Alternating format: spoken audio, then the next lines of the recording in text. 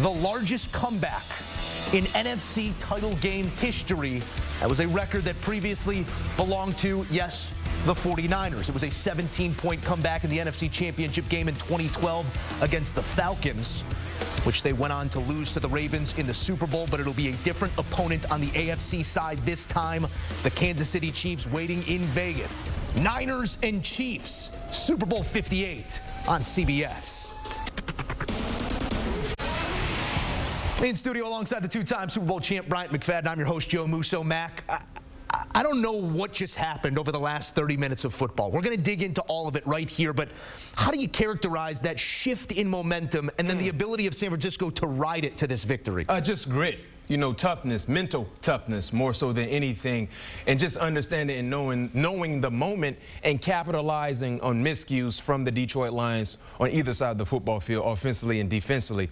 And let's give Brock Purdy his just. Yes. I mean, this guy has been overly criticized, I believe, throughout his professional career, especially this season. People not really giving him his praise and saying that he is only this type of quarterback because of what is around him, because of the coaching, blah, blah, blah, blah, blah, blah. This is a man that showcased nothing but poise, determination, never wavered, was cool, calm, collected, and made plays. Certainly. Made plays in a half a play when his back was against the wall. His entire team, their back was against the wall. It seemed like they could do nothing right. This is a guy that came out in the second half and played high-level football. Get this, at halftime, Brock had 132 yards passing. He finished the ball game with 158. Rushing the football, they had 39 yards on the ground. They finished the ball game with 158 yards. This is a team that made critical adjustments based on the scheme and just player-wise executed from start to finish, not to mention 48 yards on the ground by Brock Purdy. Timeless moments that he made things happen with his leg. This was his legs. This was an unbelievable second half of play by Brock Purdy and the entire San Francisco 49ers team. Yeah, it was start to finish in that second half. If only they would have started a little sooner, maybe they could have given the faithful a little bit more room to breathe. But in the end, the faithful are headed to Las Vegas, Mac. We were sitting there watching this game, and we physically felt the turning point. I think everybody in the country felt the turning point, and I want to take you to that moment because in the third quarter, Dan Campbell, up 14, elects to go for it on fourth down instead of making it a three-possession game up by 17. He made that same decision just minutes earlier in the first half, going in instead of going for it on fourth down near the goal line. He kicks it to make it a 17-point game. I understand what the identity is, and you stick to that identity that got you there, but makes the right decision from a numerical standpoint and then goes ahead and makes a different decision. And then even later in this game, down 3, passes up on a potential game tire from 48 yards. What did you make of the difference in philosophy that we saw over just this 60 minutes of football by Dan Campbell? I think Dan Campbell is a high-level coach. I think he's a great coach, motivator. I think he has a bright future as a coach for the Detroit Lions. But in tonight's matchup, he cost them a winning opportunity, in my opinion. I think so. You talk about being up 14 points in a half of play. You have all the momentum. You have all the momentum in your favor on your team's side. You have an opportunity to go up 17 points. A makeable field goal. I understand people are saying, well, that has been their MO the entire season. But yet and still, in moments like this, you're in a place where you've never been before as a coach. You've never been before as a player when you play the National Football League. You're one game. You're a quarter and a half from advancing to play in the Super Bowl. Change up your mentality. There's nothing wrong with ever settling for points. You're up 14 points. If you go up 17 points, you still control the game. You control the flow of the game. Points, but possession crossing points. Yes. Making it a multi-possession game and then a three-possession game. I just didn't understand. And for people that are saying, well, the play was there. Yes, it was there. It was a makeable play. It was a catchable pass. You didn't catch it because of your thought process of foregoing the field goal opportunity. I feel like, and EK said it best during the halftime show. Shouts out to EK. He said it best. If you hit on 18 and you hit blackjack, it's still the wrong thing to do. Yes, you might have hit 21. It's still the wrong thing to do. You're playing with house money. Add more to your pot there's no reason to gamble it all away. And that was the first major mistake in the second half. As Joe mentioned, you had an opportunity to tie the game. A 48-yarder. It was 4th and 3. A 48-yarder. You had an opportunity to kind of correct your first mistake in the second half. Guess what he decides to do? Go for it. Now the small piece of momentum you kind of was trying to get back, it instantly leaves you. Those are critical moments. You cannot coach conference championship games like you coach week 3, week 4. Yes. You cannot do it. You cannot do it. You have to be able to change up the flow of your mentality in the flow of a ball game. Great fighters can adjust in the flow of a game, in the flow of a fight. Sometimes you might want to be a power puncher. You know what? Let me go ahead and finesse a little bit. That's what made Floyd so great when he was a fighter. Dan Campbell, you live by the sword, you die by the sword. But for Detroit Lions fans, their fan base, I feel for them, Joe. Because you don't know when you're going to get back to this moment again. The last time they played for a conference championship ball game was 1991. We're in 2024. So for the fans that have been rooting for Detroit their entire life, adults, they've seen more down times than good times. And they had opportunity to taste what victory really feels like, competing for a championship. And because of your head coach, who, like I said, I applaud him, he's done a phenomenal job. But because of his video game-like style of coaching, prevented them from an opportunity of reaching the pinnacles of pinnacles, playing for a championship, in my opinion. Take the points, Joe. They call him Dan Gamble. Crapped out in this instance and will not be at the tables in Las Vegas. Instead, a rematch of Super Bowl 54. And we saw some things out of San Francisco that we have not seen under Kyle Shanahan. Remember, they put to sleep that trailing by 5 in the fourth quarter, 0-31 previously. They take care of that in the divisional round. Trailing by 17 or more points in the second half of a game, 0-19 under Kyle Shanahan. They put both of those streaks to sleep in an 8-day span. Usually we're sitting here talking about how the San Francisco 49ers, in one of the biggest moments of the season, squandered a multi-possession lead. Instead, they're on the other side of that heartache this time around, and it's only because the flip side of the coin we just spoke of, being able to change who you are throughout the flow of a game. Where did you see the adjustments, specifically defensively, by San Francisco that allowed them to capture this sort of momentum? Because in the first half, we were sitting there saying, they're flat, there's no flow, there's no momentum, and then all of those things appeared in the blink of an eye in the second half. They played man, and they brought pressure.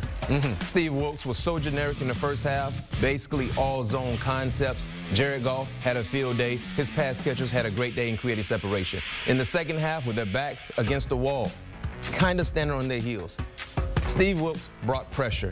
He decided to minimize the space and coverage, and let's play man-to-man. And let's see if they can win those matchups.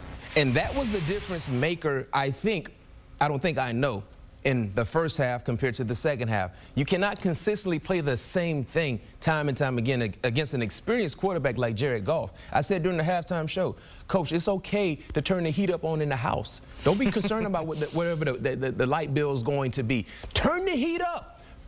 Make him feel some type of pressure. Make the pass catchers feel some type of pressure. And we saw tighter coverage from the guys in the back end, and we saw that we saw concepts, blitz concepts coming down the teeth of the offense for the Detroit Lions. That was the biggest adjustment from what I witnessed from the San Francisco 49ers in the second half. Because as we watched this game together, Jared Goff was able to go through 10 progressions, better yet 3 or 4, because that was the time he had in the pocket because of the generic zone concepts that he was facing.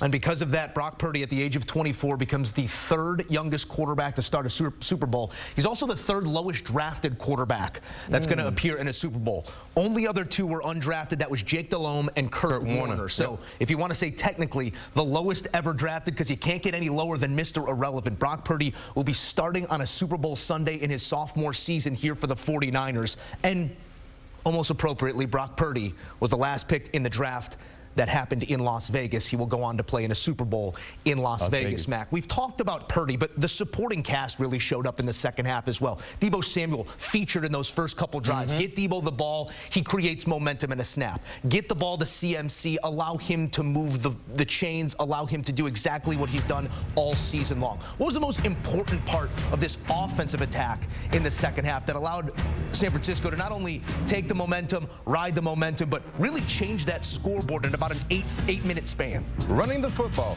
Like I said, at halftime, Christian McCaffrey had 39 yards. He finished the game with 90 yards on 20 attempts. Over 100 all-purpose. Over 100 all-purpose, 2 touchdowns. That's what San Francisco is. This offense is an offense that's predicated on running the football and being able to do so and then opening up passing lanes via the play action.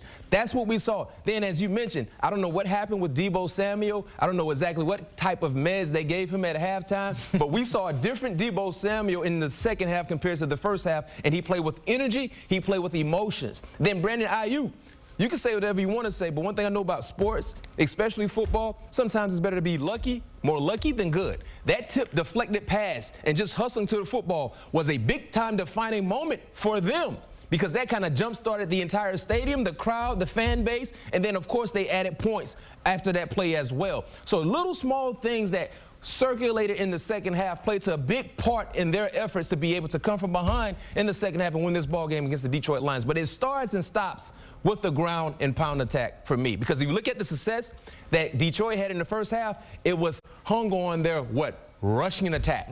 We didn't see the same success from Detroit running the football in the second half. It was flipped. It went to San Francisco, and that paved the way for them to be able to do what they were able to do, which is win the ball game. We saw Jahmyr Gibbs put the ball on the ground in the second half. A big moment in this game that offered a short field to that offense. You sort of heeded warning to Detroit, the fan base, and this team, because nothing is guaranteed in getting back to a moment like this, especially, as you said, when you're a franchise that's waited 20-some-odd years just to sniff this sort of grass that they did on this day. What does that future look like? Because they are young. They have drafted well. They have put this team together for the long haul, or so it appears. Like, where are you despite this loss, as heartbreaking as it is? Where are you right now on the Detroit Lions and their long-term success? I think Detroit, they have the ability to be a very, very relevant, steady team in the National Football League based on the personnel they currently have. Brad Holmes has done a marvelous job in putting together a gritty, physical, smart team that plays football the right way. Right? You look at some of their young contributors on their team. Look at the rookies that played a big hand in their postseason success. Laporta, Branch, Branch. Yes. I mean, Jamison Williams, who's still a young player, you remember he missed his whole rookie campaign as well. This was his first go. He showed up in the postseason play. Look at some of the other young guys, Amon-Ra St. Brown.